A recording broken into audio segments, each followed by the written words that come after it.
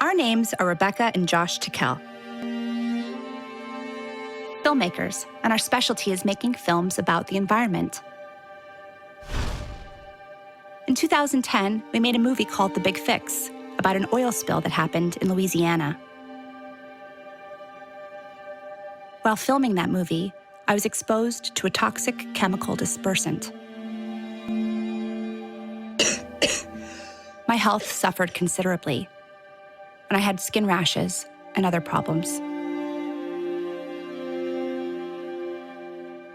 Doctors said that I may even have problems conceiving or bearing children.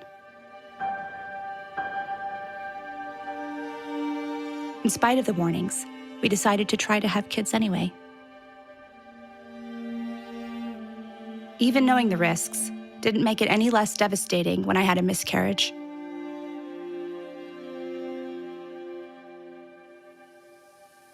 My love, little person that gets you as dad is very lucky. Really? Now she's looking at you. Oh, she lifted her hand. Oh my God. That's so... When we got pregnant with our daughter, the doctor said there was a birth defect, and there was a chance she wouldn't make it.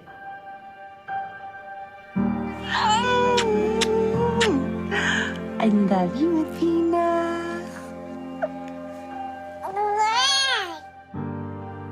Miraculously, she was born healthy and happy.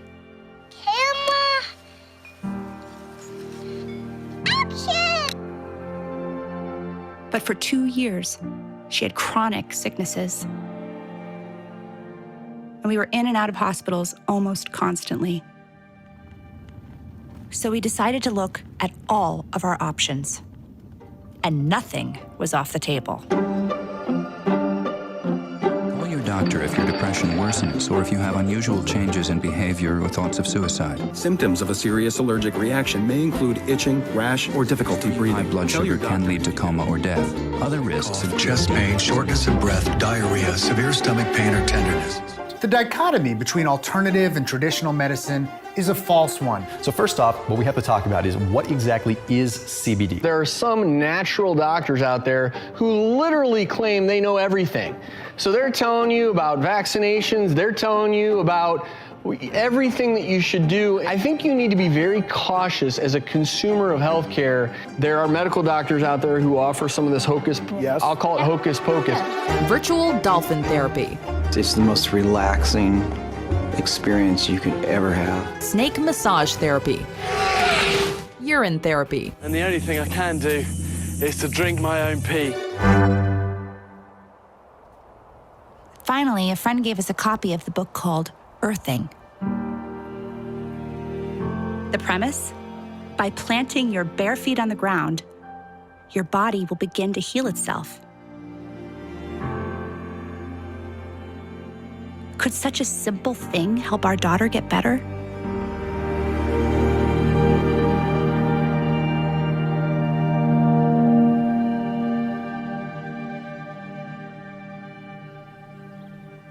It sounded too easy.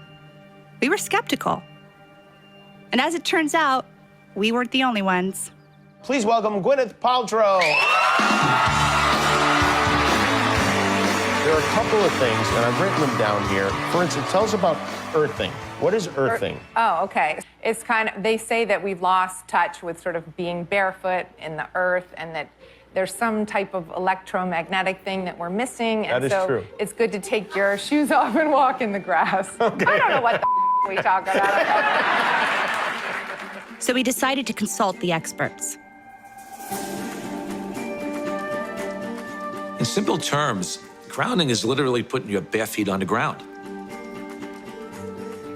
When you do that, you're in contact with the earth, and Mother Earth is endowed with electrons. And these electrons are literally absorbed through your feet. It's like taking handfuls of antioxidants, but you're getting it through the feet. Grounding means connecting to the earth to support the specific function of the organs of your body. It supports the body as a whole, but it specifically supports organ systems down to the tissues and the cellular function of the entire body. Grounding provides a steady we call it a ground plane. It's like lying naked on the earth. But where I come from, in the winter, you can't do that. All the systems in the body, all of them that we've measured, and we've measured just about everything you can think of, everything goes to balance, to normal, when you're grounded. The man who started the grounding, AKA earthing movement, is Clint Ober. Well, Clint, I mean, first of all, we're super honored to have you here. You know, your book has been everywhere and everyone has been telling us about it. It's kind of a phenomenon, and it's also kind of hard to believe. I have to confess, when I first heard about earthing, I was super skeptical. Mm-hmm. So, you know, is that a common reaction that you get from people? Yes. And I was myself. It took me 20 years to dig this out of the dirt and get it to the world. And I questioned it all the way because it just didn't make sense. And what is the main reaction you get from people when they get this information? The response has been pretty much a lot of skepticism, because it sounds absurd. How can I just take my shoes off, put my feet on the ground, and reduce inflammation? Because the world has been about everything from oatmeal to blueberries to you name it.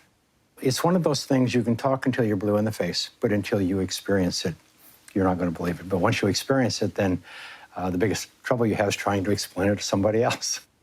So a lot of the naysayers, I mean, like most of the guys say, well, if this were true, I would have known about this. I would have heard about this. Somebody would have told us this. This can't be something brand new that we don't know about. And I just say, I'm sorry, it is something new. I mean, it's something we accidentally disconnected from the earth. For everybody to be able to wear shoes, inexpensive shoes, that was a real advancement. But on the other hand, nobody knew the consequence or the side effects of losing our ground, losing our electrical ground with the planet.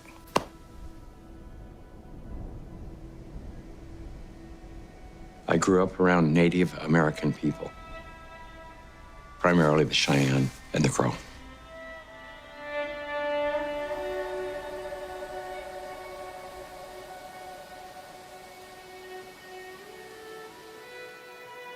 My dad died when I was quite young, but I remember even before he died, we didn't have a lot of money or a lot of material things. But in the Native American culture, it was very interesting that nobody owns anything. You can't own land. You can't own trees. How can you own this?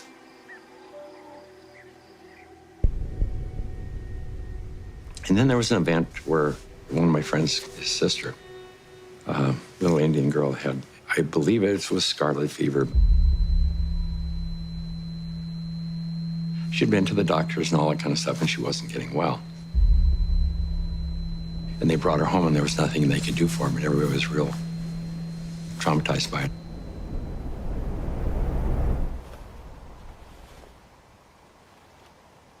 I remember one of the elders, they dug a pit.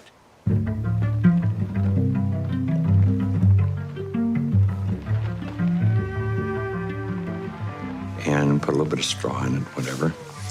And they put her in the ground, on the earth. Built a fire there and just sat with her for like days.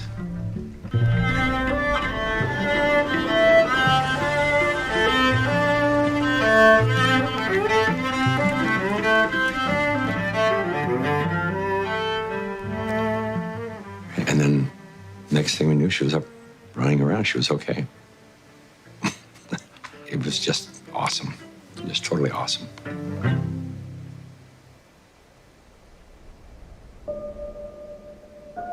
There are many things that kind of stuck in my memory as I got older, and one of them was, I remember coming home one day, and we were going to go into one of the kids' teepees with his parents, and the mother said, "Take those shoes off, they'll make you sick." Why she would say they would make you sick, well, I wouldn't have had a clue at that time.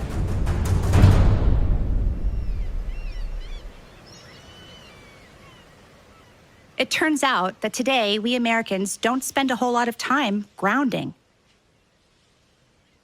That may have something to do with our love of shoes. Tell me about your relationship with your feet and shoes.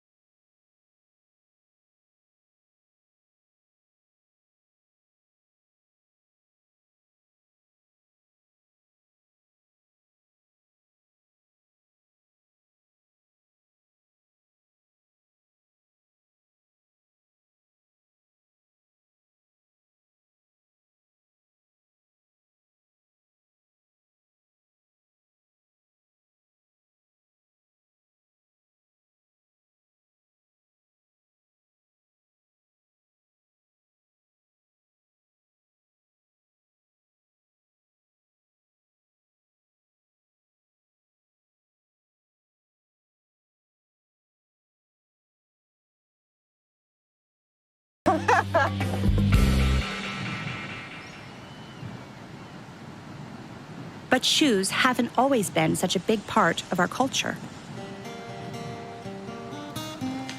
Okay. What's the deal with these? Well,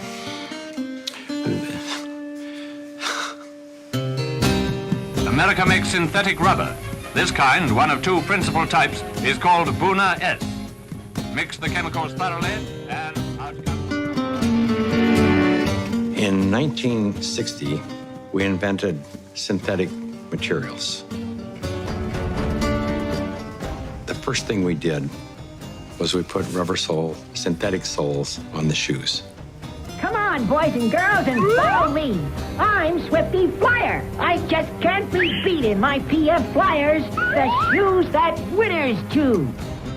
A big event happened. You know, I call it the Nike generation, the Adidas generation, the tennis shoes generation. We started wearing sneakers.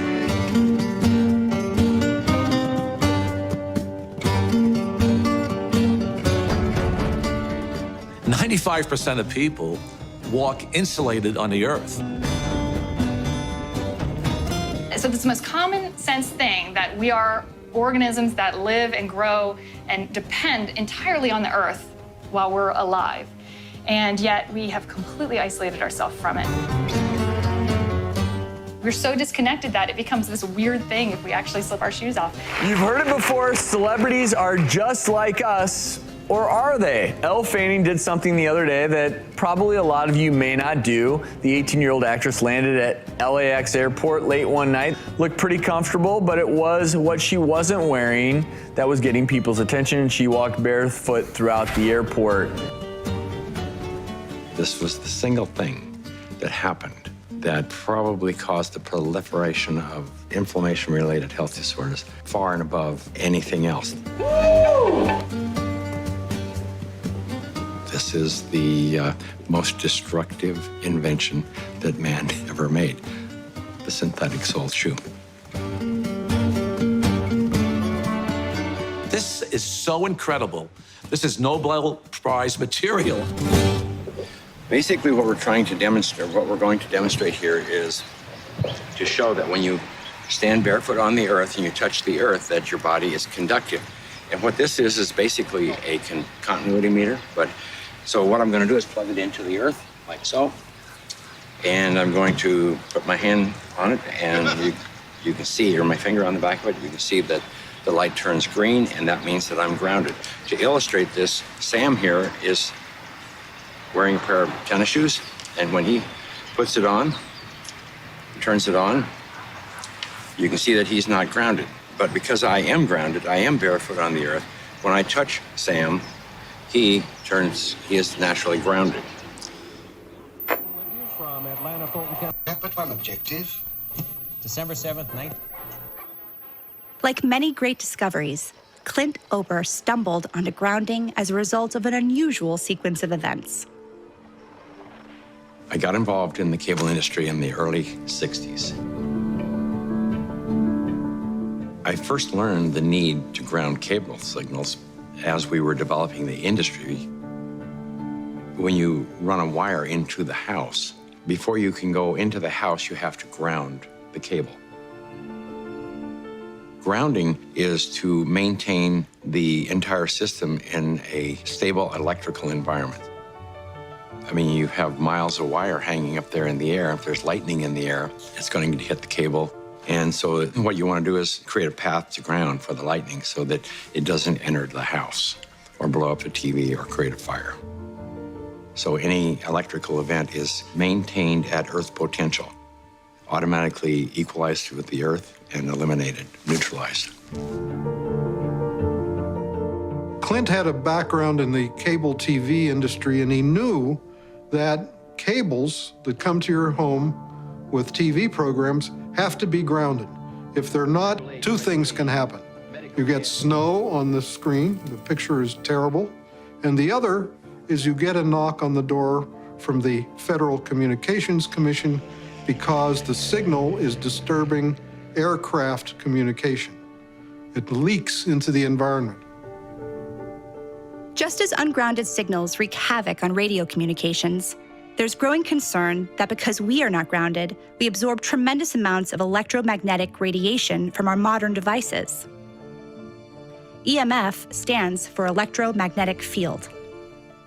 We are all immersed in electromagnetic fields, from Wi-Fi, from the wiring in our homes, and it disturbs our electrical balance. We get charged. Inside of our bodies, we get electrically charged. Some people have as much as 20 volts on their bodies, and that's not good for you.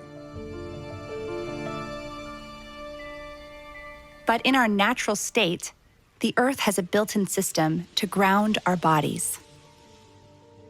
Unbeknownst to us, we live inside a battery. The surface of the Earth is charged negatively, and the ionosphere, which is a layer of the atmosphere about 60 miles up, which is ionized by the sun, meaning that the rays of the sun are so strong that they split the molecules into a positive charge and a negative charge. The sun spews out electrons. They come to the Earth, they hit the ionosphere, they charge the ionosphere, and periodically the ionosphere releases lots of electrons. It's called lightning.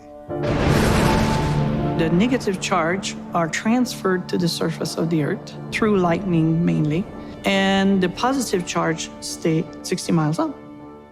The surface of the Earth is electrically conductive, and wherever you are, standing barefoot on the Earth or connected to the Earth, you are collecting electrons that came from the sun. The problem arises when we don't have negative charge. We need grounding just as we need air and we need sunshine. So the TV industry, Clint, he had to make sure all the cables were very well grounded. And then he started to wonder if people need to be grounded. And what I saw with cable TV was, it was bigger than Billings, Montana. The world was bigger than where I lived. I ended up in Denver, Colorado, working for Telecommunications, Inc. One day, I was home with my children, and I had bought them computers. We could do checkbooks and play games. That was all we could do with them back then. It just dawned on me I said, that's a TV set without a signal. So I had this brainstorm, and I thought, well, let's go get all these wire services together and put them into a unified data stream, feed them over the satellite and down the cable system, feed them into a computer. The main thing that happened at that time that was probably very significant for the cable industry was we created the first cable modem.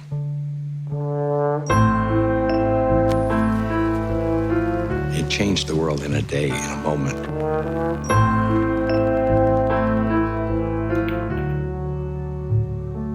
I was living in a 5,000 square foot A-frame log cabin on top of a mountain in Evergreen, Colorado. I was 49 years old playing King of the Mountain, and I won. I had everything you could imagine. Cars, home in Breckenridge, skiing. Most of all, I had a lot of art. I probably had, I hate to say it, but $250,000 worth of art hanging in my bathroom over the commode. I mean, because there was no place else to hang things. About 1994, 95, I was attending a lot of Christmas parties, and I got sick. One Sunday, I couldn't get out of bed, and I was turning yellow. I looked at my eyes were yellow, everything was yellow. And so they took me to an emergency room. They couldn't figure out what was wrong, but I was losing everything. My liver was shutting down. I was only 40, and they said, you need to think about getting your house in order because you're young enough to get a new liver, but you may not have time. I was on every IV, every type of antibiotic you can probably inject into a person. And they said that they had a surgeon that wanted to experiment and see if there was a way they could go in and cut out all the liver that had been damaged, which was the majority of it. I agreed to that because I really had no option. I remember I was in surgery, thought that was the last time I would see.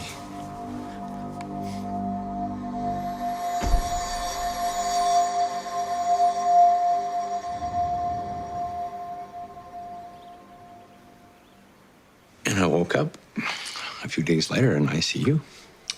And I remember my secretary was right here in my face. My first thought was, I didn't know that you had died. The pain started coming on, then I realized that I was still here. It took about a year for my energy to recover. One morning I woke up and I looked out the window and I noticed that everything was more energetic. The sky was vibrant, everything was vibrant. I thought I was left over for drugs. I didn't know. But I looked around the room that I was laying in, and I said to myself that this is all crazy. This house, everything is crazy because I almost died. All I had ever done was collect these things, and I spent my life taking care of them. I didn't own any of this stuff because when I die, I go away. They really owned me. They owned my soul. I went through this feeling that I just had to get rid of everything, push everything away from me, anything that was material, even though I loved it and I spent my life collecting it and taking care of it. I had to push it away, so I called my children and I said, I want you to come and take whatever there is in this house that you want. One of them called the doc and said, there's something wrong with my dad. He needs to see a psychologist. And I remember seeing the psychologist and there's nothing wrong with me. This is what I have to do this. After disposing and giving and getting rid of everything, I decided I wanted to change my life, and I bought an RV and I went on a road trip.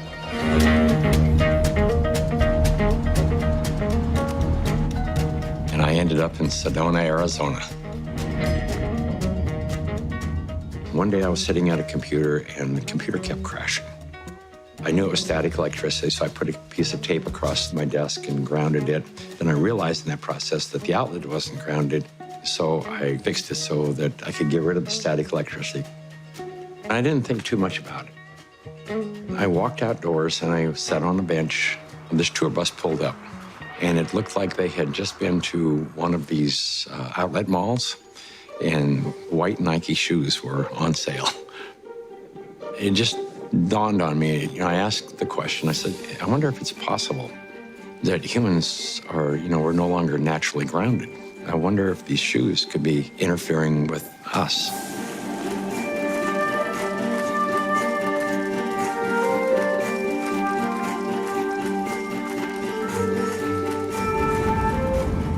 So that night I went to the hardware store and I bought a roll of metal duct tape.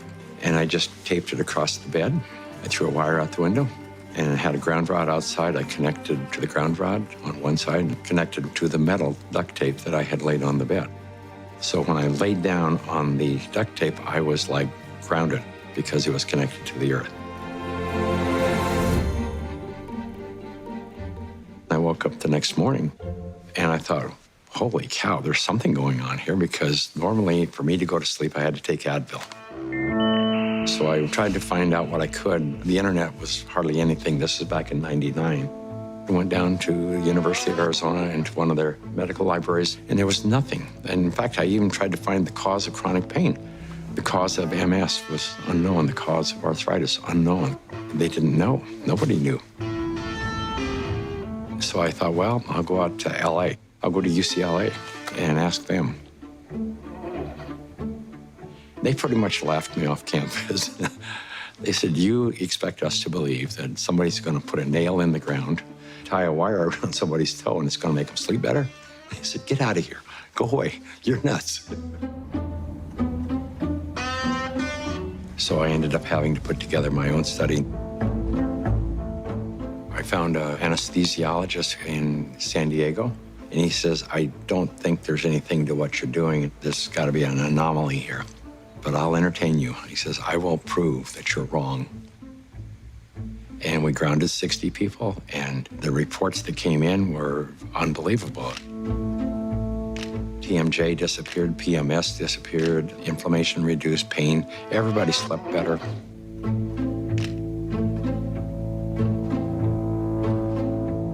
It's the first study that I did that was a legitimate study where we had quantifiable data.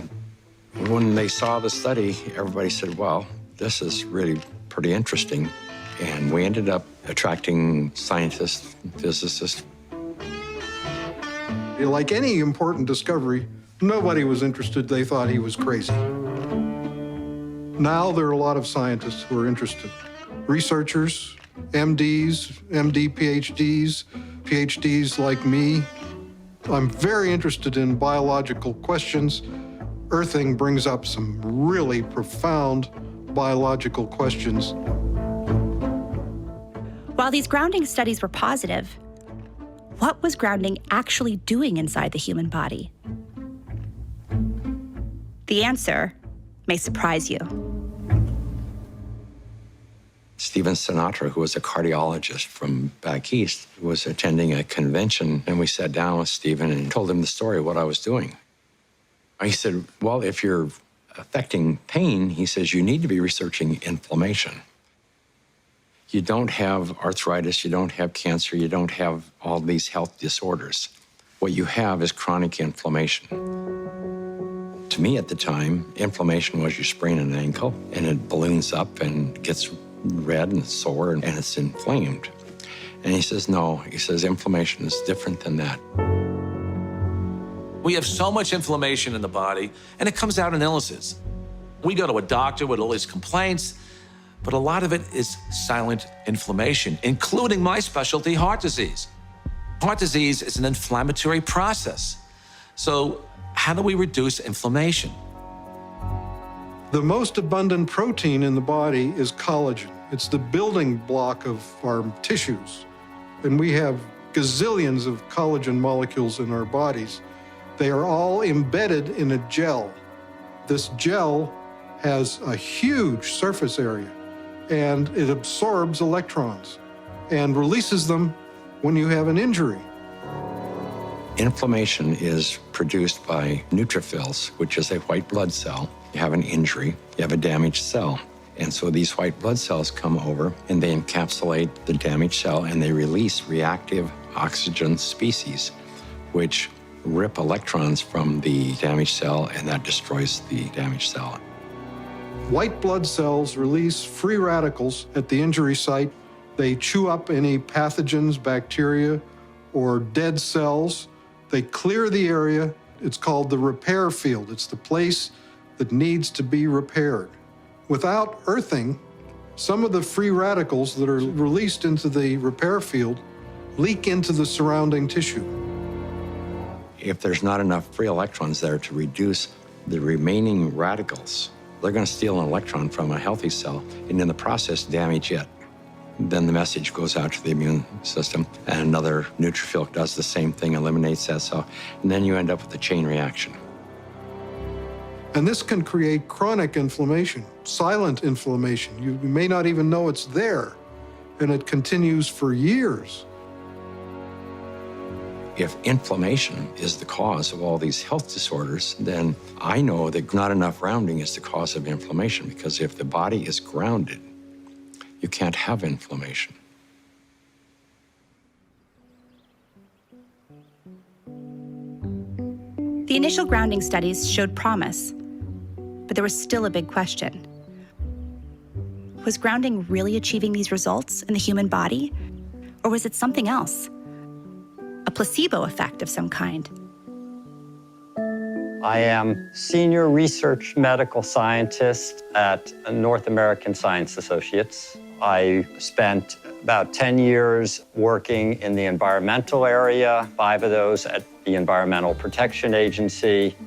And in 1980, I started working at the Food and Drug Administration, where I led a team of biostatisticians, and we reviewed clinical trials for new medical devices. I would guess that approximately 10% of the medical devices that FDA sees from inception would end up getting approval at the end of the day. So I would review them very critically. A couple of years ago, my 92-year-old mother was suffering from peripheral artery disease, and that would require them to do an intervention. They would go in and have to clean out her femoral artery, put in a balloon or stent. They usually have to go in every 6 or 9 months to clean out the artery. And I felt at that age they couldn't keep doing this. I tried most everything, and I was looking around and I saw this thing on earthing, that earthing might be helpful for peripheral artery disease. And I said, well, it's not going to hurt her. I don't think it will really help her. So I purchased her an earthing sheet and had her sleep on it for one night. She was also having trouble hitting a forehand, and this is a lady who had played tennis for 70 years, and she just couldn't remember how to hit it. Next day, she had no trouble. So I said, there's definitely something here. In all my years in the medical device field, I had never seen any responses like this for any device or any drug. She's now 94. We play tennis 5 or 6 times a week. She leads a fully active life, cleans her house, does pretty much everything for herself. And we attribute this to the earthing. It's done a great deal. I was having problems, well, with my legs. It was hard for me to walk, and I was quite certain I would never be able to play tennis and do other things that I wanted to do. And it improved greatly, and I went back to playing tennis. Not as good as before, but pretty good anyway. It just changed my life. I didn't have the worries that I had before that something bad might happen if I kept trying to do things. I should just go ahead and try everything. This is the biggest development I've seen in the medical field in my 5 decades in public health and my 3 decades in the clinical trial field in medical devices. I just have a hard time believing this is a placebo effect.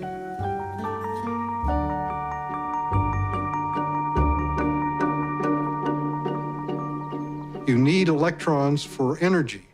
It's called the electron transport chain in mitochondria.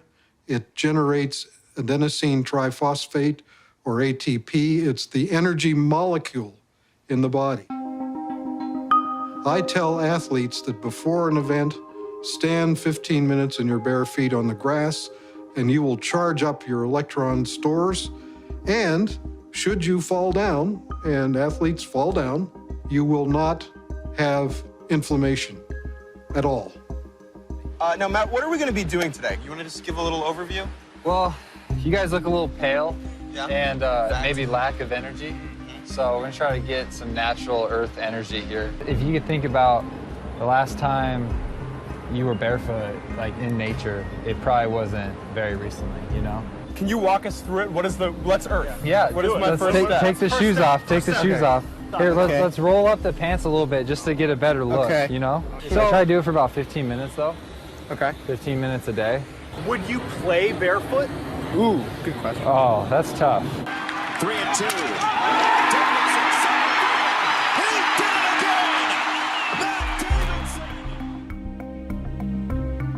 I first learned about grounding maybe 12, 13 years ago through one of the trainers for the Tour de France team from the US, and he was using it with many of their athletes and with surprising results. And I think this surprising best summarizes my response to it because it didn't seem to make sense. I think I became a believer once I started to explore the science. ATP is short for adenosine triphosphate. It's the energy currency of the cell. We're bioelectrical beings. That's the currency of our body. That's how it works. That's how we run our biological systems, is by generating this electrical energy that's transferred. And when we connect to the earth through a conductive surface in some way, there's a transfer of electrons that slowly go into our body. We tried to figure out how much charge the body takes in when you touch the earth. What happens is the body saturates with electrons practically instantaneously. It's so fast that you can't measure it.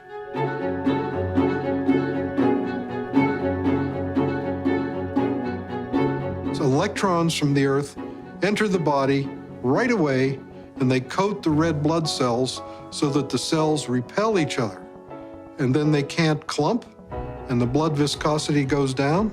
It's easier for the heart to pump the blood pressure goes down.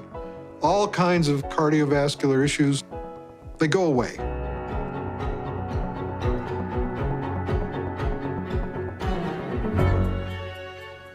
In situations where we are insulating ourselves from this a surplus of electrons into our body, we're going to get the absolute opposite. So instead of having low levels of inflammation and a thin blood, we'll have thick blood that's more likely to clot, and our levels of inflammation tend to increase.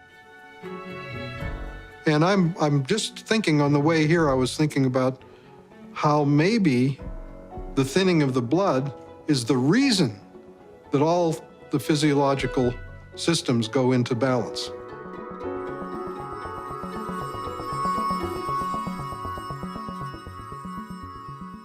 Of all the grounding studies, the one that really got our attention is called Electric Grounding Improves Vagal Tone in Preterm Infants. In the study, 26 premature babies in an NICU were connected to grounding wires. The heart rates of the grounded infants stabilized, and their vagal tone, a critical measure of infant health, increased by 67% with grounding.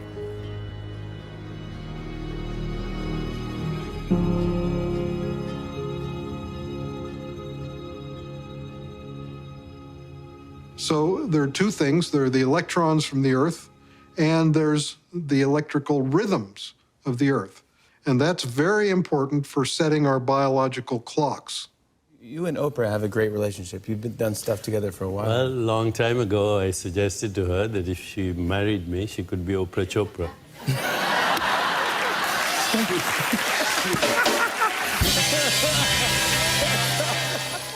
You're doing something with Oprah coming up. This is the energy of attraction, right? Is that what? Yeah, the world is constantly, every situation, every event, every relationship is really a reflection of yourself. Okay, I would like, if you agreed to it earlier, but Sure. could you do a guided meditation with us? 2 minutes? Sure. So would you all put your feet firmly on the ground, keep your hands in your lap? Everything that we call the environment is actually our body. If everything wasn't as is in the solar system, the Earth wouldn't spin on its own axis and it wouldn't go around the sun. There would be no seasons. So your biological rhythms, circadian rhythms, are the Earth spinning on its own axis. Your seasonal rhythms is the Earth going around the sun, and they're programmed into your body. If you disconnect from your cosmic body, because that's what the Earth is, part of our cosmic body, you, in a sense, create the separation that results in disruption of your biological rhythms. Everything linked from dis-ease, discomfort, to inflammation starts with this disconnect, everything. Now we know that if somebody walks barefoot on grass or the earth or on the beach, at a very fundamental level, basically, the free radicals that are built up in your body as a result of stress and inflammation, they are neutralized. But what is really happening at a fundamental level is you're restoring your biological rhythms and bringing them in alignment, or you might say synchrony, with the Earth, which is connected to the entire cosmos. And slowly open your eyes. That was so cool. Come on. I was trying to... Thank you so much. Thank you. I am so grateful for you.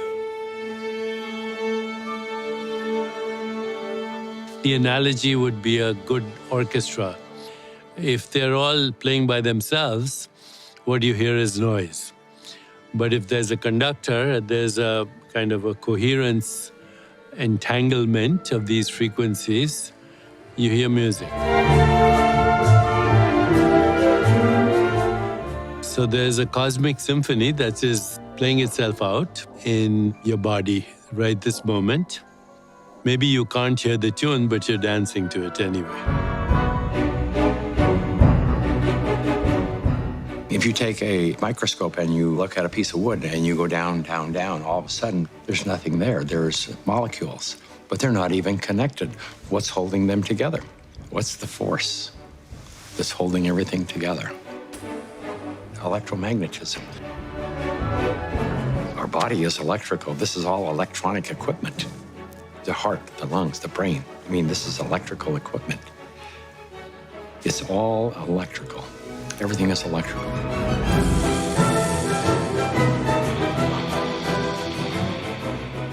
Can we measure the effects reproducibly?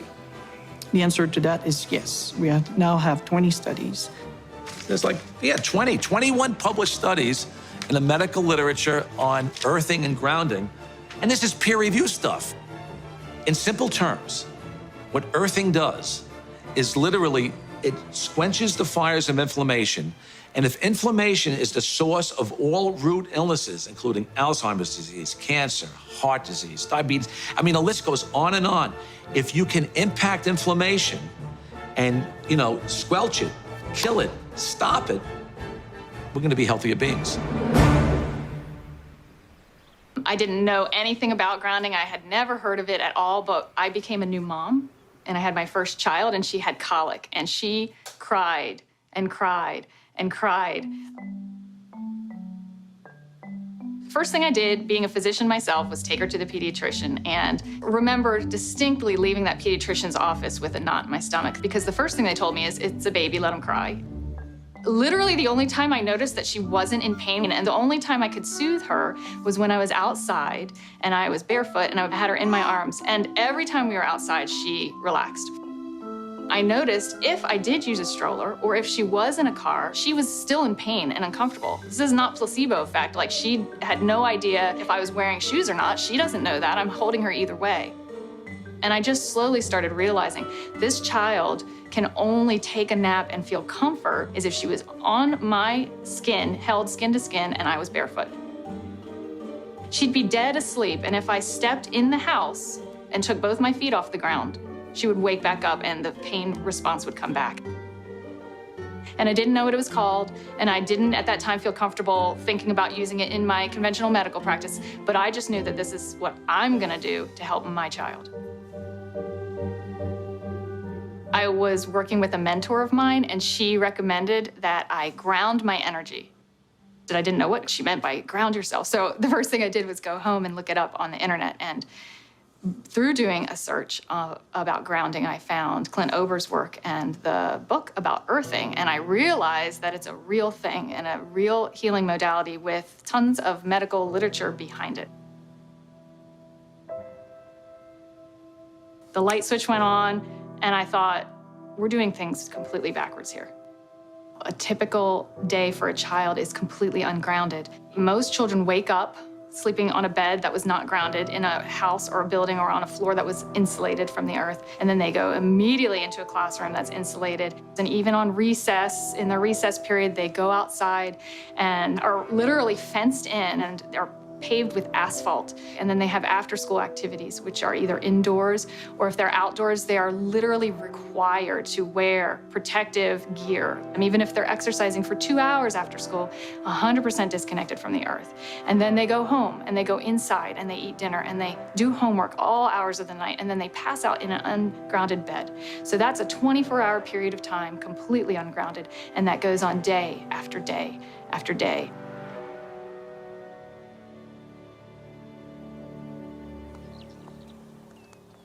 I was at a retreat weekend for a group of women. It's called Inspire through our national association. It's for teachers who don't take care of themselves, teaching us how to. The first day I got there and our leader said, you need to go ground. And I'm like, okay.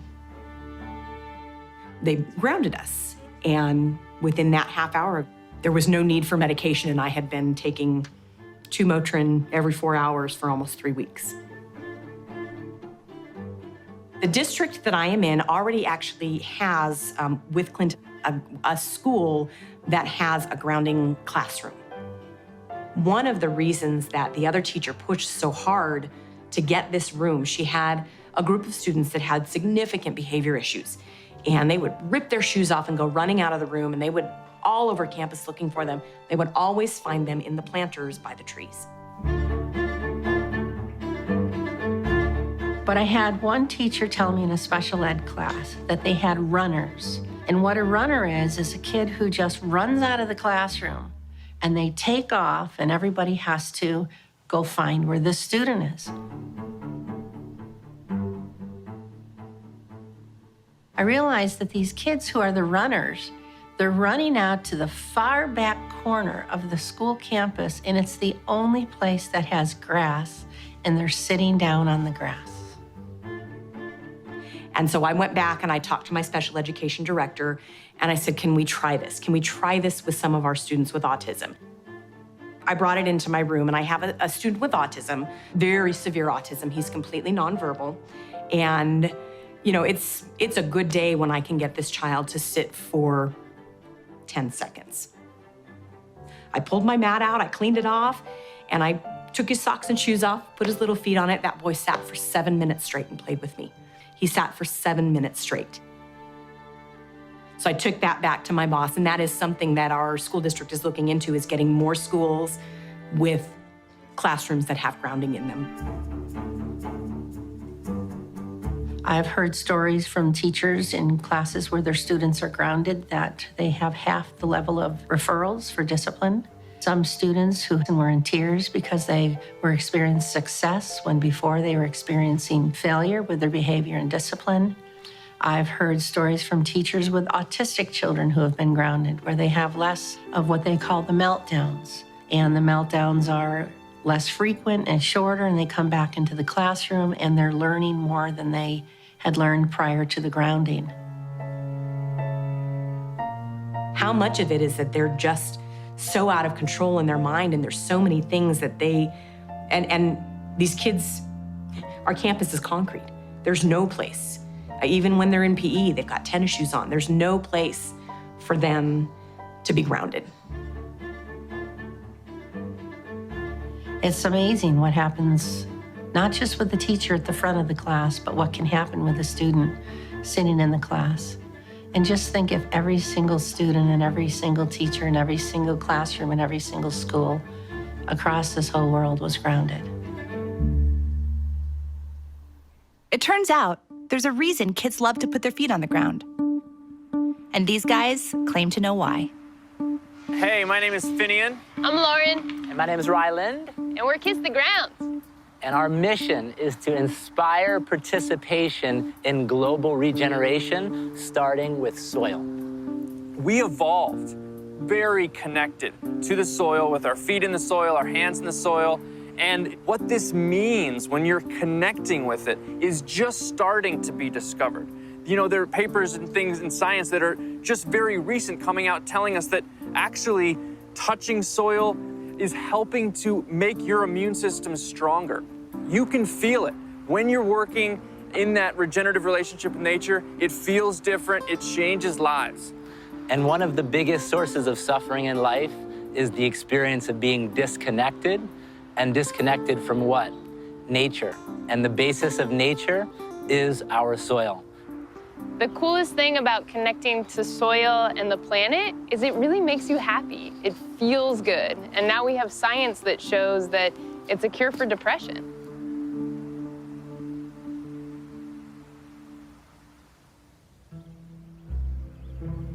So which one of you was the first one to discover earthing? I'm going to say it was Mary Alice. She was born before me. Oh, wow. Yeah. She got 18 months of bare feet on the ground before I even hit the That ground might be running. an insult. Yeah, we actually went to the track when we first got together. We went over to Pepperdine University. She hadn't run since when? A long time. Yeah. And I do yoga. And I was like, well, we need to go to the track. We went to the track and we ran barefoot in the grass for a couple of hours. She loved it. That was for fun. That was for fun. Yeah, we didn't even talk about grounding. It's just something that you do. So we get up, we watch sunrises, and then we usually go out for a hike. I remember the first time he stopped and he took his shoes, he didn't say anything, he took his shoes off. Like, what are you doing? And he just started walking and didn't do anything. He also closed his eyes. That was a whole other terror. I came from a very dysfunctional home. You know, I loved my family tremendously, but there was a lot of mental illness. My grandfather being one of the greatest writers of the 20th century, he suffered tremendous mental health issues. And he also took his life in 1961, 3 months before I was born.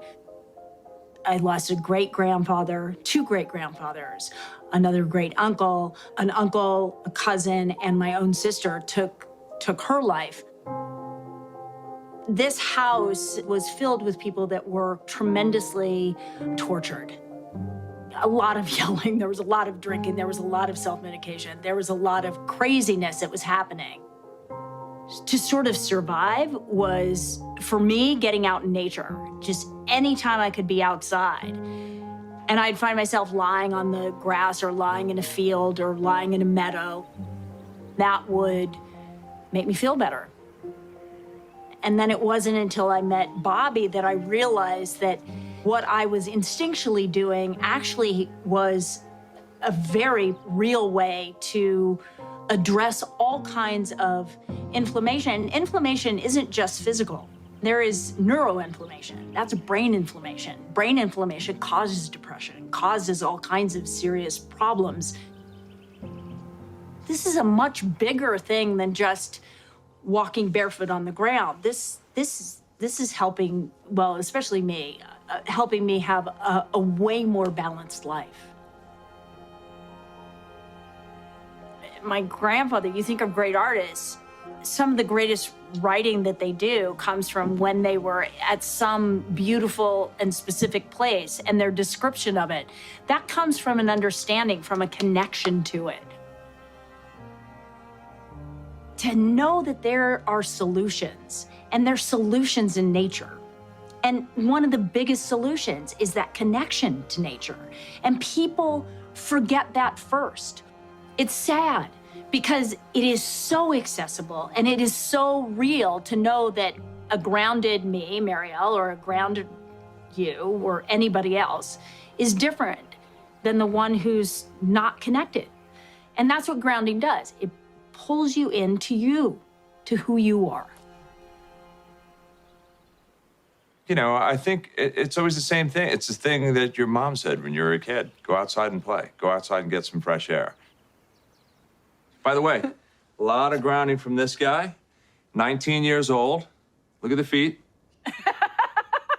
Yes. That's one grounded dog right there.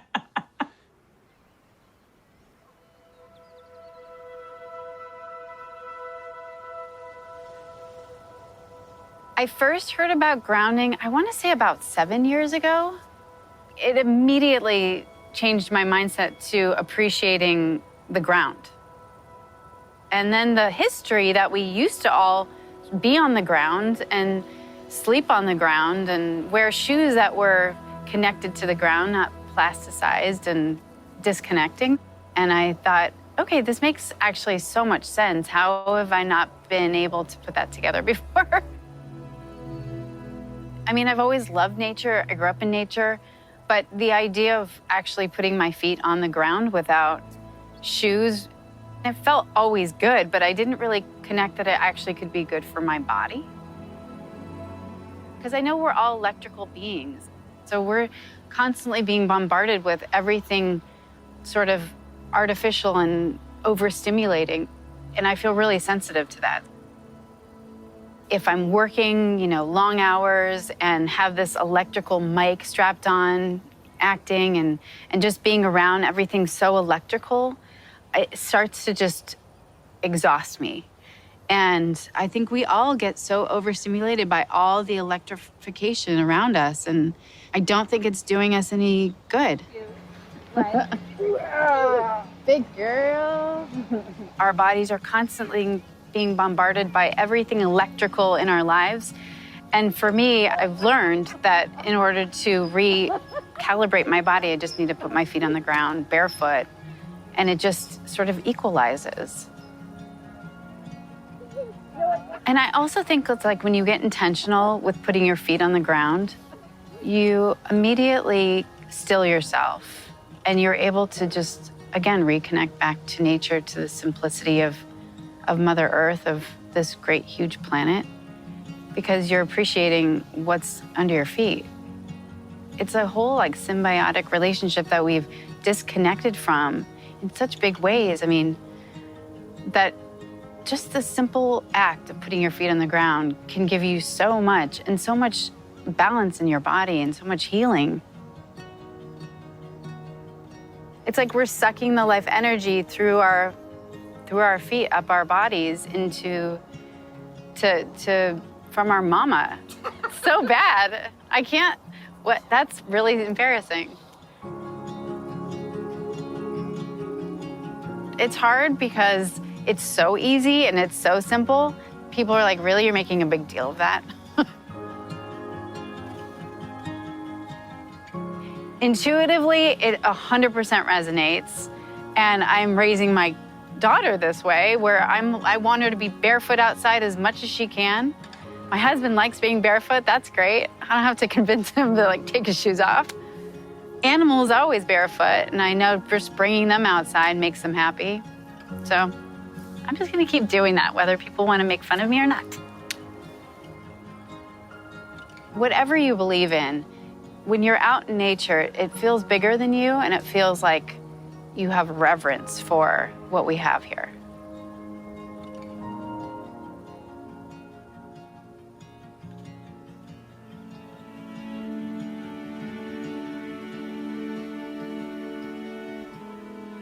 I've always been climbing mountains, running rivers, always had a garden wherever I lived. Lived in Hawaii and Alaska, where I did naked gardening. It was wonderful. But once you're in a wheelchair, all of that kind of goes away. I'm 58. I was a singer, dancer, actress for most of my career.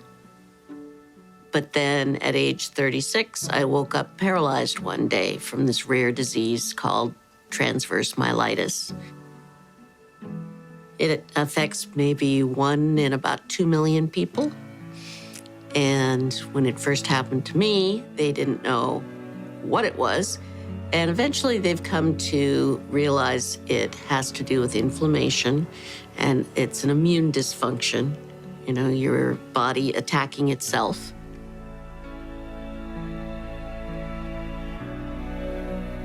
At the same time, the doctors say, well, we don't understand it, and we don't really know how to treat it, so we'll just treat the symptoms. And for 21 years, that's been my story.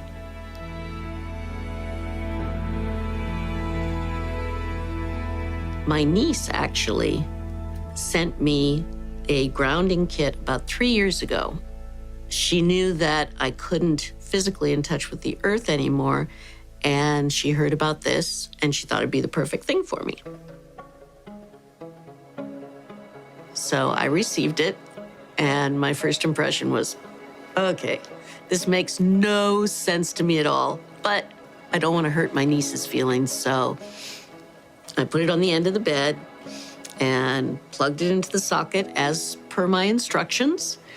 And the first night, I couldn't feel anything. It didn't seem to make any difference. But when I woke up in the morning, my feet, which are always swollen, first time I tried it, there was no swelling in my feet. I could see the bones in my feet, and that hadn't happened probably in 6 months. I just made it a part of my life. After a couple years, it suddenly occurred to me, gee, everybody I know who's in a wheelchair has inflammation and swelling issues along with pain. So I called Marty and said, let me tell you about the Abilities Expo. Would you guys consider expanding your audience? He talked to Clint, thought it was a great idea, and now they're here. Natural phenomena, a remarkable natural phenomena that exists right beneath our feet. Earthing or grounding is about connecting to this natural resource. And regardless of your condition, it can make you feel better. Here's the background. Throughout time, throughout history, humans were connected to the earth. We walked barefoot. We slept on natural animal hides. We were connected to the earth. But today, it's a different story. We sleep in elevated beds.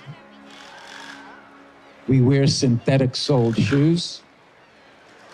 And even our wheelchairs are insulating us. When we make direct contact with the surface of the Earth, our bodies receive a... 10 years ago, I was working with a holistic cardiologist, and we wanted to do an article on grounding. And so he said to me, the cardiologist said, you got to call Clint Ober. And so I went and I called Clint Ober. I spoke to him for 5 minutes, and I realized this is not an article, this is a book. This is a huge discovery. Well, when I first heard about it, took it with a pinch of salt. It sounded a little too good to be true.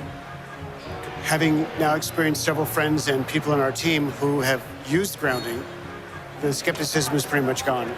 Right behind us right now is one of my friends. Her mom is in a companion chair. 15 minutes ago, she was swollen legs. Feet were cold, hands were cold, and now they're not. And this is her first experience with grounding.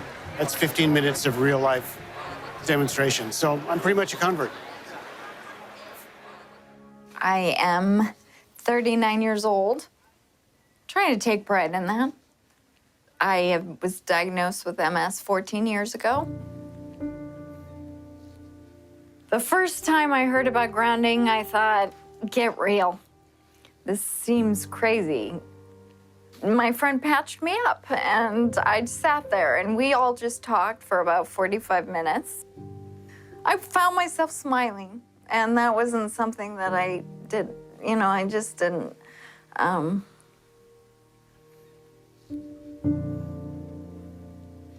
I physically have more energy.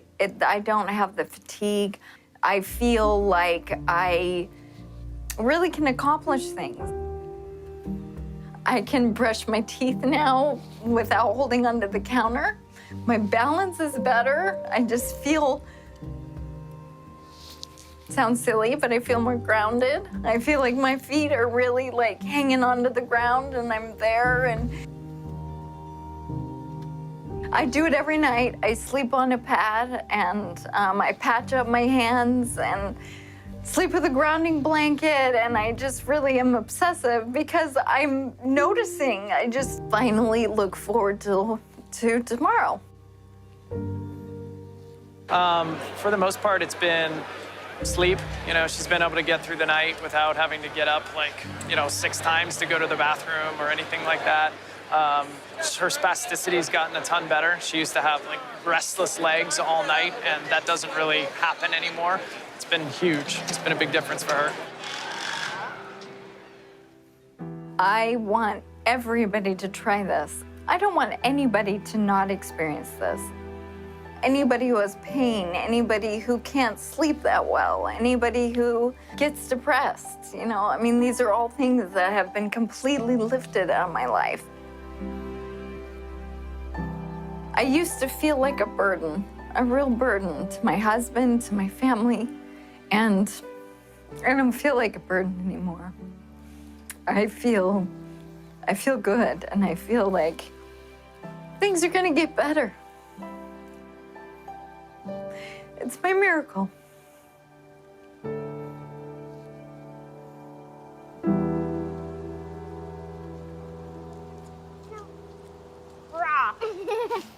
As Athena began to ground more and more, we noticed a dramatic shift in her health. Athena, do you know what grounding is? Yes. Yeah? What is it? It's when you put your feet or your whole body on Mama Earth and she heals you. That's right. How does she heal you? With her healing magic. Through healing magic. And have you been grounding? Yes. Yeah? And what happened as a result of that? I did have to go to the hospital for a year. You haven't been to the hospital in a whole year. Amazing. We're so happy about that, aren't we? You don't like the hospital very much, do you? When we began grounding Athena, a very progressive doctor had suggested I also try it. He told me to lie naked on the ground.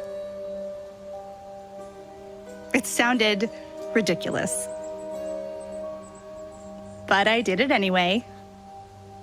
And then everything changed. I began to sleep through the night, my energy level shifted, and I got my libido back. Over the next 6 months, I kept practicing grounding, and I lost 50 pounds. I wasn't expecting any of this. Hi, Clint! I was just trying to heal my daughter. Hi, Rebecca. How are you? Thank you for coming to visit us. No problem. I enjoyed the beautiful drive today. Yes. Wow, look at you. This is insane. How did you do this? There's this incredible thing I need to tell you about. I don't know if you've heard about it, but it's called grounding. Ah, Come on in. all right. Yeah, it's great to have you here. Well, good to be here. Gonna get those shoes off. So the first thing I'm extremely excited to share with you is that our daughter has not been to the emergency room in many months now. I can't tell you how many nights at 2 a.m. we wound up in the emergency room because she couldn't breathe. And now she's like any other kid. She gets a cold. She has a normal cold. She sleeps through the night. What can you attribute that to? Well, when children are sick and they get run down, they don't get good sleep, and they have inflammation in their body. She started grounding, and she started sleeping better. The grounding is reducing the inflammation. She's working with a significantly improved immune system. It's called immunotherapy. Get grounded and improve your immune system. So the surprise side effect of grounding our daughter was I got grounded. Right. And as you can see, I've had a complete transformation. Can you explain what happened to me? Yes. As soon as you get grounded, the first thing that happens, you quiet the sympathetic nervous system, and then eventually the adrenals will start to recover. But when your adrenals become exhausted because of too much stimulation here, then the sympathetic overdrives, and then you end up with adrenal fatigue, and that is the precursor to most all of these things, including weight gain. I never would have believed that you and I would be sitting here having this conversation. Not in a million years. Have other women reported weight loss as a result of grounding? Yes. Not to the point that I could come out and say, well, get grounded and you're going to lose weight. It starts up here and it starts, getting the pain out of your body, getting the stress, the anxiety, the irritability, the depression out of the body. And then all of a sudden, the right hormones start to surface. Your energy comes up, metabolism comes up. It's, health is not something we really have to work on. We have to let it be. We have to take the things that are interfering with our health, that are compromising our immune system, and remove them from our life. And then the body will go back to normal. So, why hasn't it caught on in mainstream? I can only say it will. There's a well-established, traditional, conventional system that relies on expensive intervention. So they'd like to perpetuate that, and they're not too interested in having some competition coming in for a lot less expensive to sort of sabotage their profit levels. Because their goal isn't to help humanity. Their goal is really, as corporations, is increase their profits. The question becomes, how much of an influence has lack of grounding been in the epidemic of disease that we have? Is this grounding a factor? We have a pain epidemic, which has led to an opiate epidemic, a national crisis.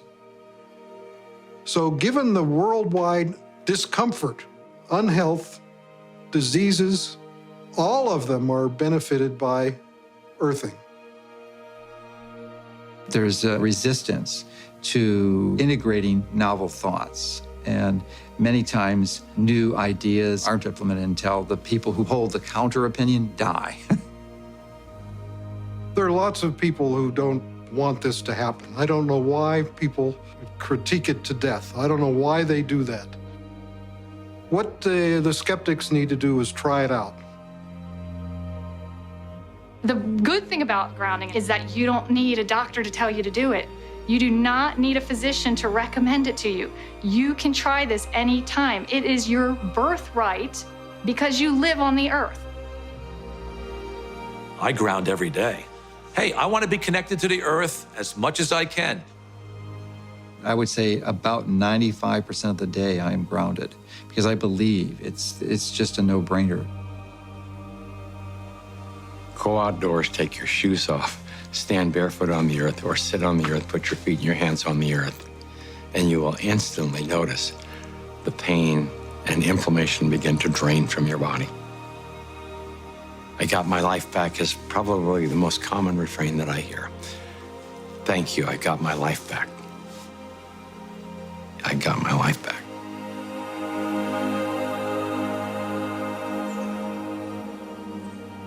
Even if the science isn't yet considered mainstream, there is an undeniable and growing number of people who are experiencing the benefits of grounding. As for us and our family, we're spending more time outside and spending more time together. And yes, we're keeping our feet firmly planted on the ground. Does our daughter still get sick? Yeah, but not nearly as much. Maybe she's growing out of it. Or maybe she's just growing up grounded.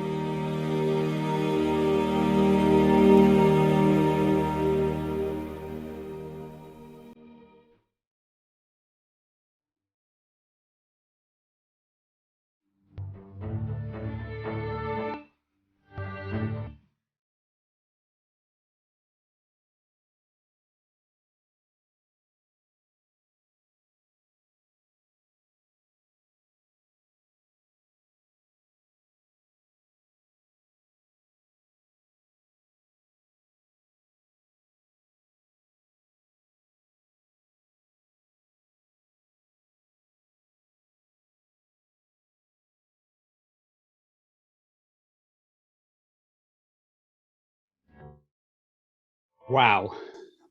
Just amazing stuff. I'm sure many of you are seeing and feeling that, seeing some of that in the chat as well. Welcome back, everybody. And boy, are we excited that we've now got Clint Ober to take some live Q&A with our audience here. So before we jump into that, I want to make sure that everybody knows how to go about getting Clint Ober's book and some more information about that. And so you can see here, you can access more information about the science and benefits of grounding or earthing, get tips on the best ways to ground outdoors, and learn how you can ground yourself indoors when you can't ground outdoors using products designed by Clint Ober. And you just have to visit ultimatelongevity.com. Again, ultimatelongevity.com. And so with that, we're ready to open up our live Q&A with Clint Ober. And I do want to make sure that everybody knows how we go about doing this. And what we do is, here at The Real Truth, if this is the first time you're joining us, is we ask you to raise your virtual hand. We typically don't take Q&A directly from the chat box. So in case anybody doesn't know how to raise their virtual hand, down at the bottom of your Zoom window, you'll see different tabs.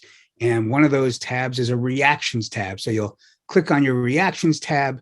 And once you do that, you'll see different emojis pop up. And one of them is the function that says raise hand. You click on that. We'll go ahead and take the raised hands in the order in which we receive them. And I'll call out your first name and I'll unmute you and we'll be ready to go. And so let me first welcome Clint Ober. Clint, you can hear me okay, right? Good. Excellent, excellent.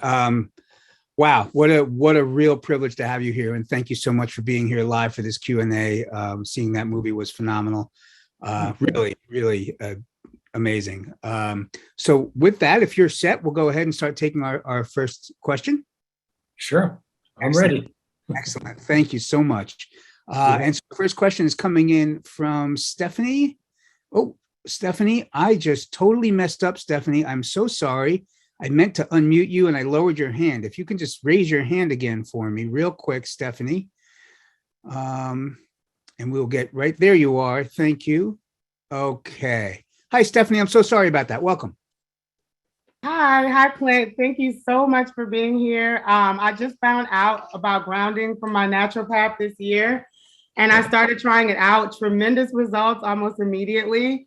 But my question is, I live in the city. I live in Washington, D.C., and there's not a lot of places. It's like not as easy to ground, especially seasonally with the weather and stuff. So of course, the first thing I did was go out and get the grounding mat, and I got some grounding shoes and all the gear. But I always wondered if there's like levels to this. Is it much more beneficial to do the real thing outside on the earth, or can you get close to as much benefits by using the mats and the shoes and the different grounding tools that there are out there? And then two, someone who's chronically inflamed, how long would this lifestyle kind of have to go, or how much grounding would they have to do to start to see some major relief? Okay, thanks so much. Yeah, I'm not sure. I think I'll start with the last one first. If you have pain in your body, you have inflammation, because pain is a byproduct of inflammation. And you can't have pain if you don't have inflammation. So what I often tell people is you need to ground until the pain stops, because when you get grounded and stay grounded, then it puts out the fire of inflammation, or reduces the inflammation. And then the immune system can go about repairing the damage, the oxidative stress and the damage in the area. And then and once that's all over, cleaned up with, the pain diminishes and disappears. Sometimes that's in as little as 5 minutes, especially with arthritic flares on the hands and joints and so on, if you use the patches. And the problem with all of this is, when I started out, I'm 78. So when I started on this, I was 54. And at that time, I'd spent 30 years in the communications industry. And prior to that, spent a lot of time in nature. And the thing that's interesting is we have created a lifestyle over the last 60 years. Let me preface, 60 years ago, 90% of the visits to a general practitioner were for an acute injury, childbirth, or infectious disease. Where today, 95% of all visits to a practitioner are for an inflammation-related health disorder. And so, but what's happened in this last 60 years, what started was we invented polymers and plastics in about 1959 or so, and then the first thing we did was make synthetic sole shoes. So for the first time, everybody could wear, have cheap, affordable shoes.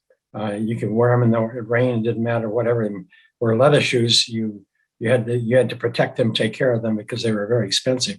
Oftentimes had to pass them down to your brothers. So anyhow, we have created a lifestyle now where it's, back in the 1950s, it was hard to get off the earth. We were living in the dirt. We were living in the yard. We were living outdoors, more so. Then television came along. We moved in the house. Other things, computer came along. And so we started migrating and spending more time indoors. And at the same time, we, everybody wears the synthetic sole shoes now. And so now to get back outdoors because of our culture, to get back in touch with the earth, it's impractical in most of the country for at least half of the year, especially in DC and those areas I think you mentioned you were from. There's lots of snow, lots of cold. So that's why when I first started doing the research on this, I wasn't motivated to go create products or things you sleep on or things. But when we did our research studies, we had to develop mechanisms or methods to ground people while they were indoors. And we started out using the electrode patches, of course, and then we moved to mats, and then we moved to things that people could sleep on for weeks at a time. And in the process, then people started requesting the products, or the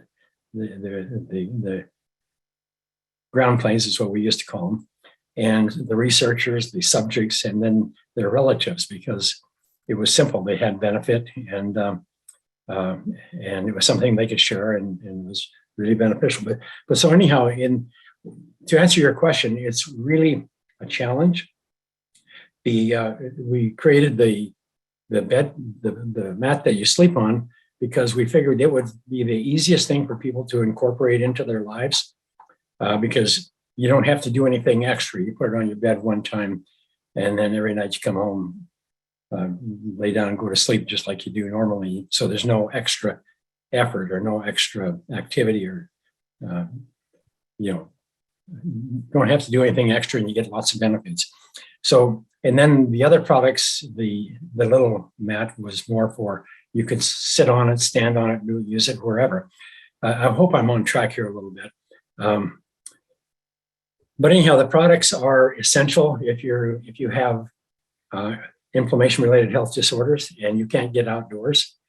You can ground to the electrical ground. You can put in ground rods. You can use cold water plumbing. You can use various things in the home to make ground. But the thing we found that was the most effective was using the electrical ground, unless you want to put in a dedicated ground rod. I can go on for hours about all of these things. But anyhow, the point is, a lot of people, I live in California, and so it's easy. We don't have snow to speak of. And so I go barefoot most of the time, or wear a grounded shoe, or I'm sitting at a computer and I'm grounded mat on the floor and grounded mat here, and I sleep on a grounded mat. So I'm 78 years old and I'm grounded about 80% of the time. So it serves me well. But the question is, I don't necessarily like to promote products, because what the story here is more about what's happened to us. We accidentally lost our ground, our electrical ground, and now our immune system is compromised because it works with reactive oxygen species, which are electrically charged molecules. And if you can't ground them after an oxidative burst, then they'll go and oxidize healthy tissue, and that sets up that instigates the collateral damage that builds the fire, that creates the inflammation that the immune system is forever trying to put out, but it itself is creating because it produces reactive oxygen. But anyhow, the immune system doesn't know that we're no longer grounded.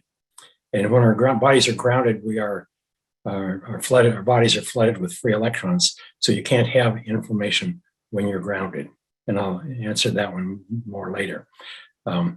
So I hope I answered that question, or I hope, if not, bring me back on track and I will get it answered.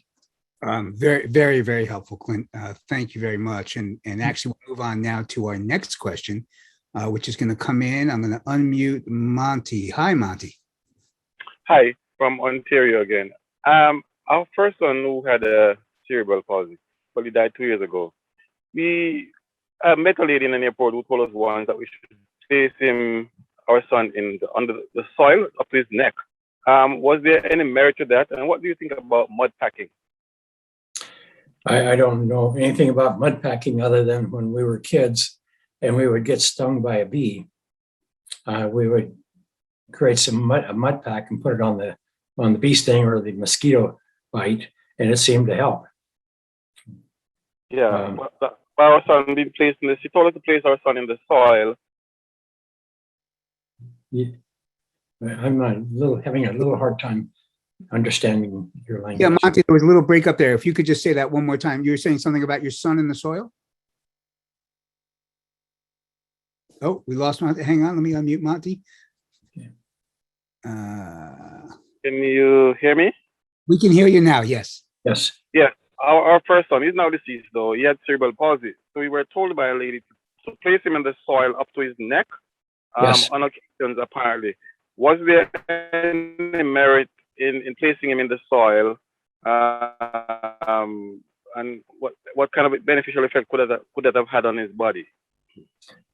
I don't really know, but I can share with you that a lot of the indigenous cultures around the world, and I grew up in Montana next to the Cheyenne and Crow Indian tribes, reservations, and then there were other Indians around there too. But I remember one time a young girl had a scarlet fever, and they took her to see the docs and whatever, and there was not really much they could do for him back then, I guess.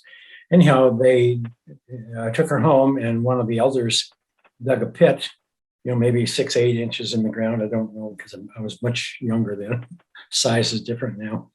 But anyhow, they put a little bit of straw in it.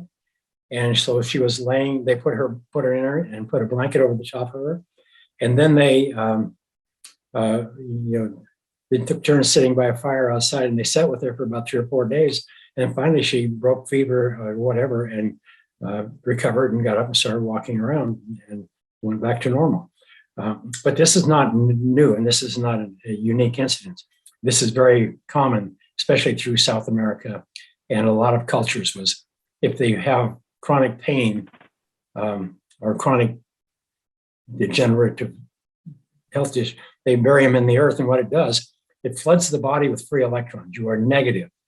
And in order to make this make sense is you have to know that when the immune system, when you have a pathogen or a damaged cell in your body, and the immune system, it's going to recognize that it's going to send over a neutrophil, which is a white blood cell. And that white blood cell it's kind of like jelly. It'll wrap around the pathogen or the damaged cell, and then it'll start releasing what we call reactive oxygen species, or free radicals, or radicals. They're not free, they're radicals at this point. And the word radical means they have an electrical charge, meaning they can rip an electron, like an acid, they can rip an electron away from anything. And so what they do is the reactive oxygens rip the electrons away from the pathogen or the damaged cell, and that's how the immune system destroys it. And then normally throughout all of history and all time, we were naturally grounded, or we were in contact with the earth, or relatively speaking, we made contact with the earth. And our bodies were always negative. And negative means your body is charged and maintains the electrical potential of the earth. Meaning it's like when we ground anything, everything electrical is grounded. And the reason is because there's, if you can imagine this, a thin layer of electrons on the earth throughout the whole earth. And so when you touch it, then your body absorbs that and equalizes with the earth, because the earth is infinitely large and your body's small. So it's very simple for the body to equalize with it. And so at that point, if you have a pathogen, a neutrophil comes over, reduces it, and then if there's any remaining radicals left after the oxidative burst, then these free electrons from the earth your body's full of them and they're everywhere. I mean, so they would neutralize these excess radicals instantly and prevent and protect adjacent cells from collateral damage. But once we started wearing shoes and insulating ourselves from the earth, then our bodies become hot. I mean, we're no longer grounded. Our bodies are positive. And so now if you have let's say you breathe in a pathogen and the immune system sends a neutrophil cytokine over and it oxidizes the pathogen. And so you don't have enough free electrons. So any remaining radicals will automatically start attacking other tissue in the area. And then that causes the immune system to send another one. And so you end up starting this fire. It's collateral damage. It's just like a fire. So the key to all of this is by burying somebody in the earth or burying somebody in the sand at the beach or just sitting down and putting your bare feet on the earth. But it's more effective, I think, when you can submerge a person in it. And back in those days anyway, because that was a major form of treatment.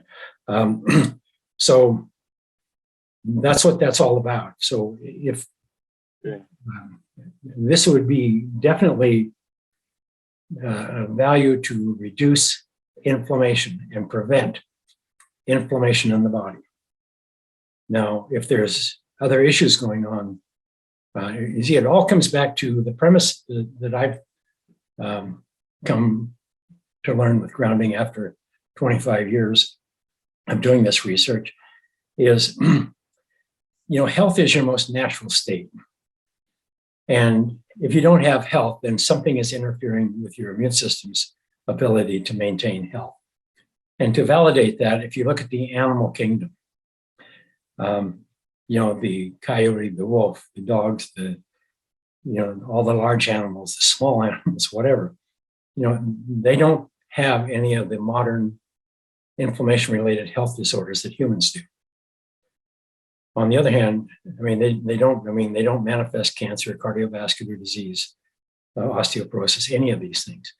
But on the other hand, animals who live indoors, they will all manifest similar health disorders as their owners, like diabetes, cancer, and the list goes on and on. Everything you take a dog to a vet for. But anyhow, so the animals in the wild, cancer rarely exists, if ever. Animals in the home, 50% of them die from cancer, just like their owners. And so this is an environmental health disorder. We have changed our environment. We're no longer negative. We've lost our ground. And now we're living in very plush, nice homes. We have all the creature comforts, but our bodies are on fire. So anyhow, and all of these modern health disorders that we have, it's like when Ritger and the boys back at Boston Mass back in 2004, they came out with the articles on the cover of Time magazine.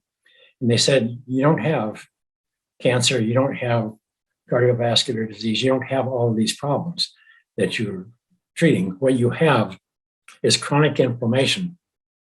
And that inflammation manifests differently in different people based on your genetics and based on your lifestyle, meaning what you eat, if you don't walk, that's going to be a problem. If you do exercise too much, that could be a problem. But anyhow, there's balances out there and everything. Good food is part of it, the type of food you eat. What goes on mentally in your life plays a big role in producing cortisol and stimulating the fight or flight system, so on. So there's lots of things that go on here, but anyhow, the main thing is when you ground the body, what you do is all these mechanisms and all these things that are taking place in the body, they're totally normal. But what's not normal now is we're no longer grounded. So as the immune system is trying to restore health and maintain health, there's not enough free electrons to put out to reduce the reactive oxygen that's left over from an oxidative burst. And then that is the underlying cause that promotes these health disorders. But it's not just a black and white thing. There's a lot of gray in this. And but it's essential. It's like sunlight. That's an example. Today, everybody's low in vitamin D. That's because we all moved indoors and stayed indoors. Before, we used to go outdoors. When I was a kid, you couldn't get us in the house. We lived outdoors and we worked outdoors in the fields and whatever. But so we don't get vitamin D, and that's created a lot of problems for a lot of people. So grounding is a similar thing. We have taken away something that was a part of our everyday life, just being electrically grounded, being negatively charged, like your battery has a negative charge. And it comes from the negative side, goes through the light bulb or wherever, and back to the positive side. The positive side is pulling those electrons through. And so I lose my way sometimes here. When I'm the only face I see is myself when I'm talking to myself. But anyhow, the experiment, that's what I'll tell you. Experiment. Okay. Thank you so much. Thank you for trying on myself. Hope I gave you some background. You certainly did. Thank you so much. And we have a few more questions as well. And so now we're going to go to Ruth. Ruth, I am unmuting you. Welcome. Thank you. This was absolutely eye-opening and fascinating. Thank you so much for your work and for sharing this. I have two questions. The first one is, okay, where do you get your products? I'm in Canada. I'm in Toronto, in the Toronto area in Ontario. I didn't get to hear all of the film, the documentary, so you may have mentioned this already, but is it only online on the ultimatelongevity.com site, or are these sold in stores, and where would I look? They're not on store. They're not in stores. They're only online, or primarily online. And the best thing to do is just pull up the longevity website. I think they ship to Canada. Okay, and tell me, the shoes. What kind of shoes are you suggesting?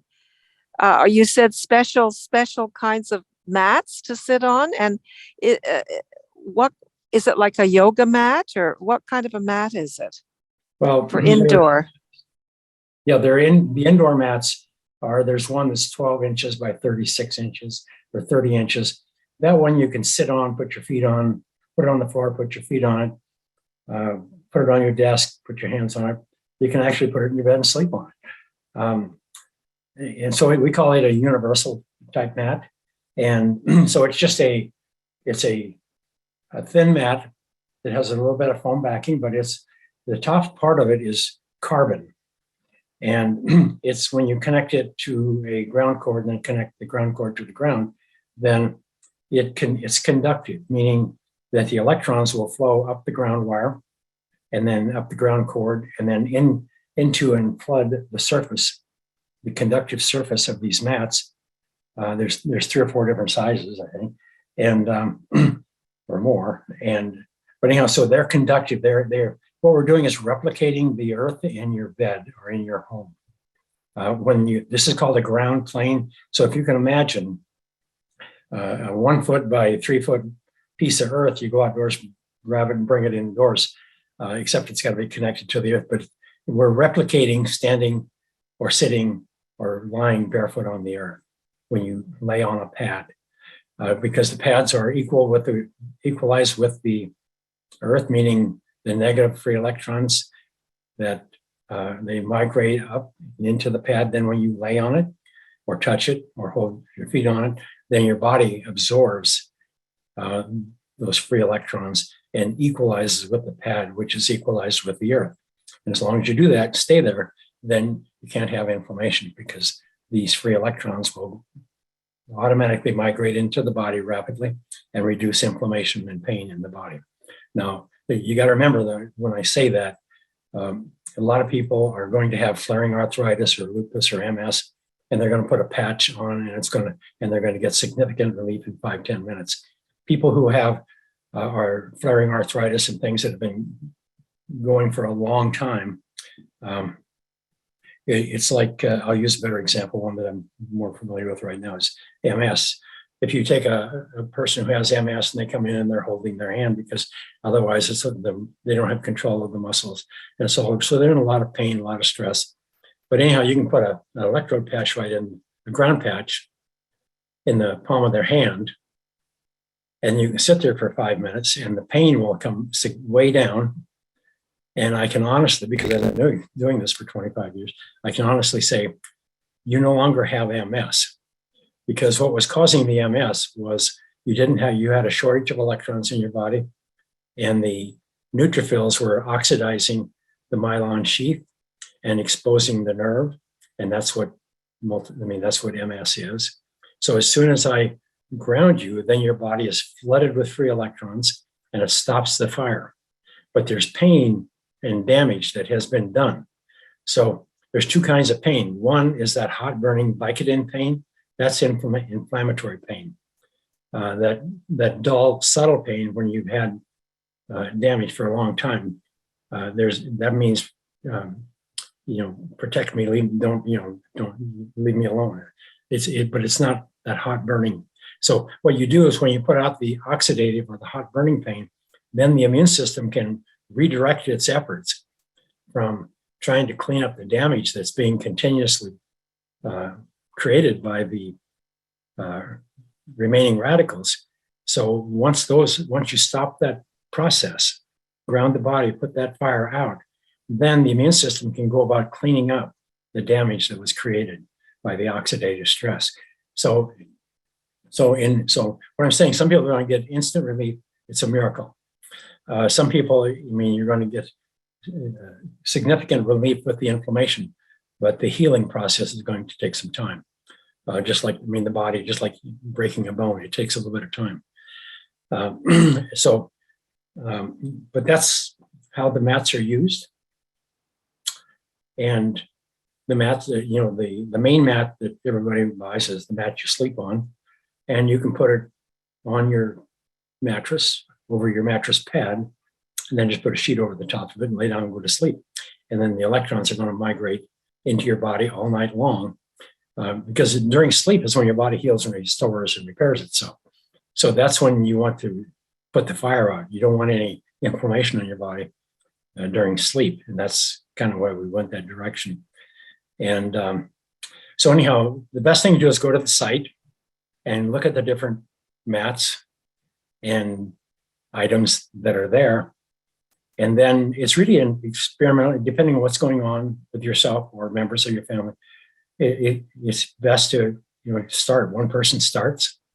I would say 99% of all products that we've sold over the last 20 years, they're primarily purchased by a woman that's between 35 and 55 who has an inflammation-related health disorder. She buys it, uses it for a few days, and her pain comes down or whatever. She gets good relief, good benefit.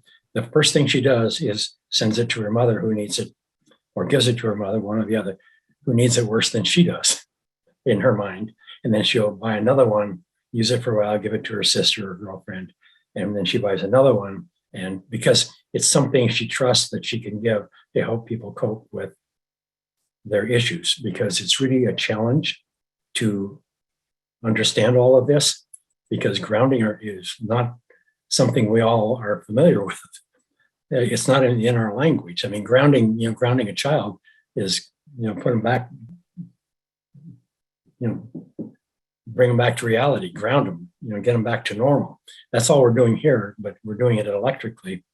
And it's easier for, there's a caregiver in every family, for every group of people.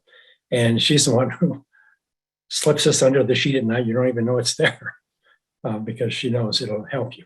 And other than that, she's taking care of the children. She's the caregiver of that group or that family. Did I help? Was that helpful?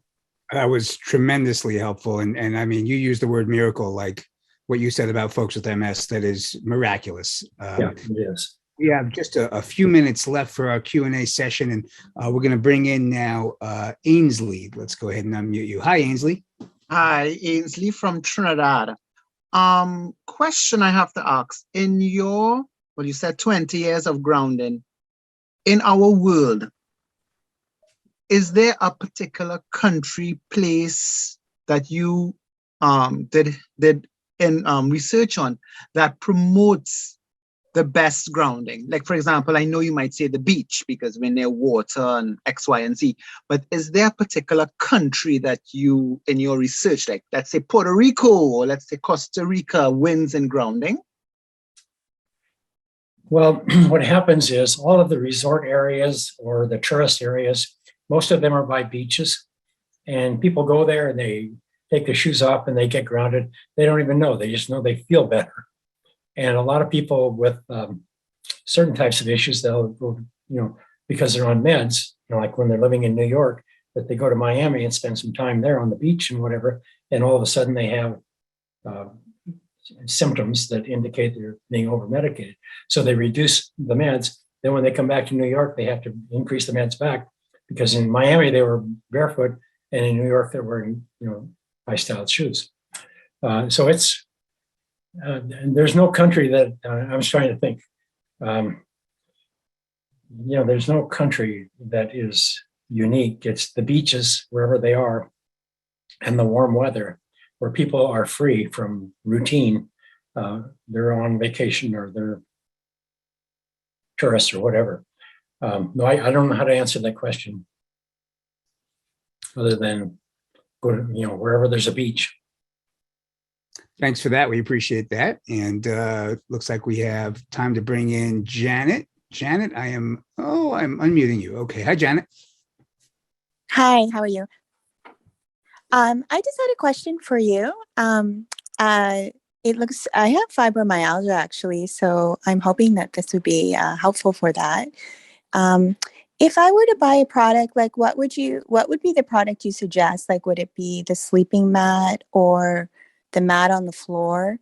And also for the mat, like when you're working, can you use it all day, like on your feet while you're working underneath you? And is there a time limit that you should be using for, or can you use it for prolonged use? Just wanted to know. And also if you recommend the pillow as well. I was just on the site. Thank you. I'll start with the latter first. In nature, like when I was a kid, we were grounded most of the time, barefoot. And I grew up raising around cattle and so on. So we actually slept in the pasture a lot when we were kids. And we loved to sleep in the barn, but everybody wasn't grounded. But anyhow, in nature, you would be grounded 24/7. In nature, you can't have inflammation. When you disconnect from the earth, you're no longer in physical electrical contact with the earth, then your body becomes depleted of free electrons and your body becomes positively charged. And then the immune system, doing its normal thing, creates inflammation because it's no longer grounded. So anyhow, you can't be grounded too much. It's like the animals in the wild. They don't have cardiovascular disease. They don't have fibromyalgia, MS, lupus. They don't have cancer. It's only animals who live indoors that are ungrounded. So more grounding is better. Any grounding is good. More grounding is better. But if you have chronic health disorder, then you need to get grounded and stay grounded, whatever form you choose, even if it's just a bracelet or patches or whatever, or just going outdoors and burying your feet in the backyard 30 minutes a day or something, or just sitting in the backyard with your feet on your, whatever. You must do something to get grounded, and then stay grounded as much as you possibly can. I want to say one thing about fibromyalgia. I've spent years and years working with people with, fibromyalgia is, pre-MS, pre-lupus, pre-this, pre-that.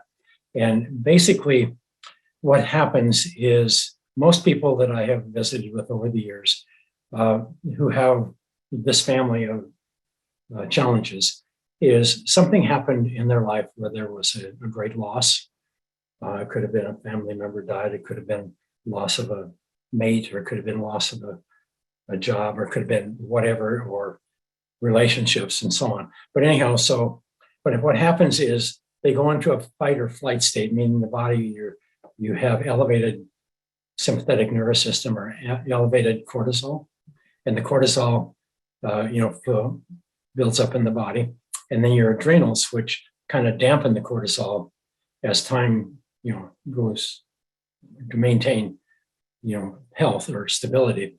They become exhausted because they can't handle chronic fight or flight, or they can't handle chronic stimulation. So they become exhausted. And that's what we call adrenal fatigue.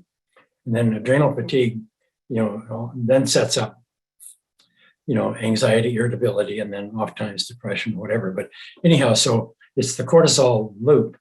And so what's happening is if you lived in nature, it's like an animal in the wild, they get chased, a coyote chases a rabbit, the rabbit, this cortisol skyrockets to, and then he'll sit there after the coyote stops because he runs out of energy, looking at the rabbit, and the rabbit's sitting there, quivering because his life has just been threatened. But the rabbit can ground out. I mean, he'll have a visceral shake after a few minutes, and then he'll shake off the cortisol, he'll ground out the inflammation, and then he goes back to eating grass like nothing ever happened. So grounding does play a big role in that. But women, especially, you get up in the morning, and if you got kids, that's a stress.